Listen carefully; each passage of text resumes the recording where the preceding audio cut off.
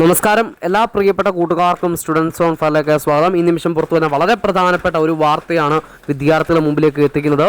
കേരളത്തിലെമ്പാടും മഴ പെയ്യുന്ന ഈ ഒരു സാഹചര്യത്തിൽ നമ്മുടെ കേരളത്തിലെ +1 വിദ്യാർത്ഥികളെ സംബന്ധിച്ച് പ്രധാനപ്പെട്ട ഒരു വാർത്ത ഈ നിമിഷം പുറത്തു വരുന്നുണ്ട്.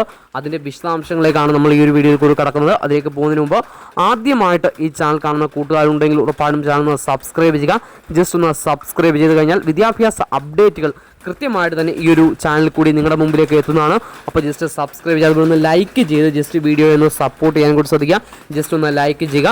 അപ്പോൾ നമ്മുടെ ഇത്തവണത്തെ +2 വിദ്യാർത്ഥികളും SLC വിദ്യാർത്ഥികളെയും ഒക്കെ റിസൾട്ട് ഓൾറെഡി വന്നു കഴിഞ്ഞു. അതിൻ്റെ അഡ്മിഷൻ നടപടികളും ഇപ്പോൾ ആരംഭിക്കാൻ പോകുന്നു. അതായത് നമ്മുടെ ട്രയൽ അലോട്ട്മെൻറ്റുകളൊക്കെ നാളെ വരാൻ പോകുന്നു. ഈ നിമിഷം പുറത്തു വരുന്ന വാർത്ത +1 റിസൾട്ട് ഇന്ന് വരാൻ സാധ്യതയുണ്ട് എന്നുള്ള വാർത്തയാണ്. കേരളത്തിലെ ഇത്തവണത്തെ +1 വിദ്യാർത്ഥികളുടെ റിസൾട്ട് ഇന്നത്തെ ദിവസം പ്രസിദ്ധീകരിക്കുമെന്ന തരത്തിലുള്ള വാർത്ത ഇപ്പോൾ പുറത്തു വരുന്നുണ്ട്.